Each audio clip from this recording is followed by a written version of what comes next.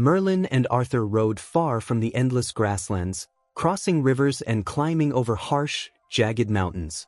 At last, they came upon a vast and ancient forest, encircled by towering peaks. It was a place untouched by human hands, a realm where beasts ruled and danger lingered in every shadow. Wolves howled beneath the moon, tigers stalked the undergrowth, and unseen creatures whispered through the trees. There, at the forest's edge, Merlin brought Arthur to a halt. From his robe, the old wizard drew a short blade, the same one he had once given the boy years ago, and placed it firmly into Arthur's hand. "You will live here," Merlin said calmly, "for 3 years." Arthur stared at him, stunned. "If you survive," Merlin continued, "I will return and teach you all that I know. Magic, combat, and the path of a true warrior." He paused, then added lightly, "If not, well, then it will no longer matter." Before Arthur could speak, Merlin turned his horse around, and without hesitation, took Arthur's horse with him. Arthur stood alone, gripping the short blade, watching as Merlin disappeared into the distance. For a long moment, he did not move. Then, with a quiet sigh, he turned and walked into the dark forest. 3 years passed. On a cold morning, Merlin returned to the very place where he had left the boy. He sat upon his horse and gazed into the forest, listening to the strange cries of birds and beasts echoing from within. There was no sign of Arthur.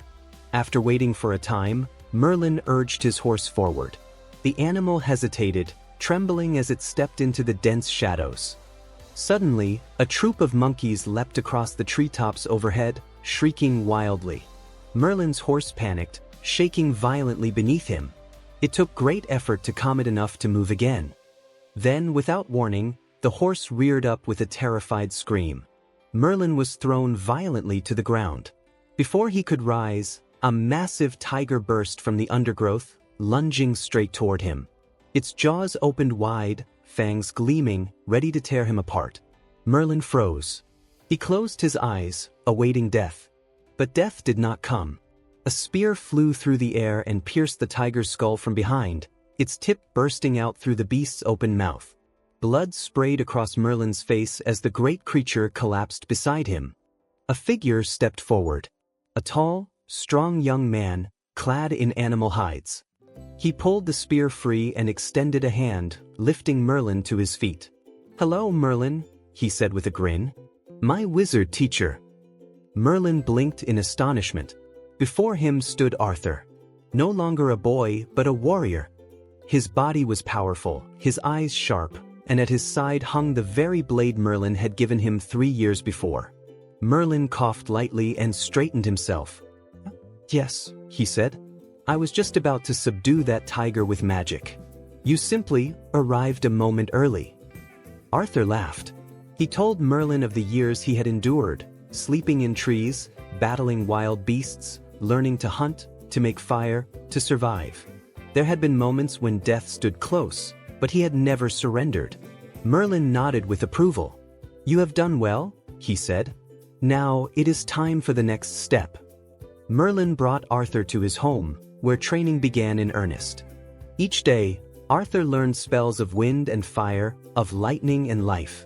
He trained his body as fiercely as his mind, mastering combat and endurance. In that home lived Merlin's granddaughter, Ellie, a gentle and beautiful girl of Arthur's age. She cared for the household, preparing meals and tending to their needs. Over time, her quiet admiration for Arthur grew into love. Arthur, however, remained focused, driven by the memory of his mother. Years passed. One day, while practicing magic, Arthur lost control of a powerful gust of wind. The force struck Merlin's house, collapsing part of its structure. A massive beam fell toward Ellie, but Arthur moved faster. He leapt forward, catching the beam and shielding her from harm. From that day, even Merlin knew Arthur had become something extraordinary. 3 years later, Merlin spoke. "You are ready." He told Arthur of a great axe embedded in a stone upon a hill behind the house, a relic left by an ancient god of strength. No man had ever been able to pull it free. "If you can claim it," Merlin said, "it shall be your weapon." Arthur climbed the hill. He grasped the axe and pulled. It did not move. For days, he remained there, refusing to give up. Ellie brought him food. Merlin offered guidance. On the seventh day, as thunder roared and rain poured from the heavens, Arthur raised his arms and called upon the storm. Lightning answered. A bolt struck him, and his veins glowed blue with its power. With a cry that shook the sky, he pulled, and the axe came free. At dawn the next day, Arthur prepared to leave. He embraced Merlin, then turned to Ellie. "I will return," he promised. "And when I do, I will marry you." Ellie held him tightly, tears in her eyes, and gave him a white horse. Arthur rode toward destiny. After a long journey, he reached the dark forest. The old temple lay in ruins. Through magic, he captured a bat and commanded it to guide him. Soon, he stood before a mountain, the prison of his mother. At its base was a single entrance, guarded by beasts. They attacked. Arthur did not hesitate. With blade and strength, he drove them back, sending them fleeing into the forest. He stepped toward the great iron gate, and the sky split open. The dark god descended. Lightning danced in his hands as he shattered the earth and hurled stone through the air. Arthur met the attack with his axe, breaking the storm of rock into dust. The two clashed, storm against storm, power against power. Arthur gathered the life force of the world itself, green light rising from trees, grass, animals, even distant villages. He hurled it at the dark god, shattering the shield of lightning around him. Seizing the moment, Arthur struck. The axe cut deep into the dark god's shoulder. With a cry of pain, the god fled, but not before sealing the mountain with molten stone. Arthur stood before the sealed mountain. Time was running out. He called upon the storm once more.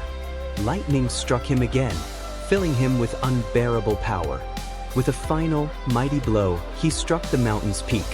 The world split. The mountain cracked open from summit to base.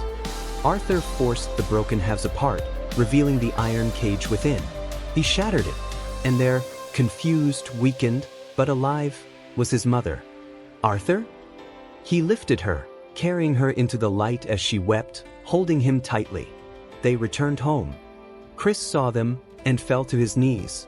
The family was whole again. In time, Arthur returned for Ellie. They were married, and together they began a new life upon the grasslands. And though the world still held shadows, the tale of Arthur, the boy who survived the wild, mastered the storm, and split the mountain, would be told for generations. A legend not only of strength, but of love that could defy even the gods.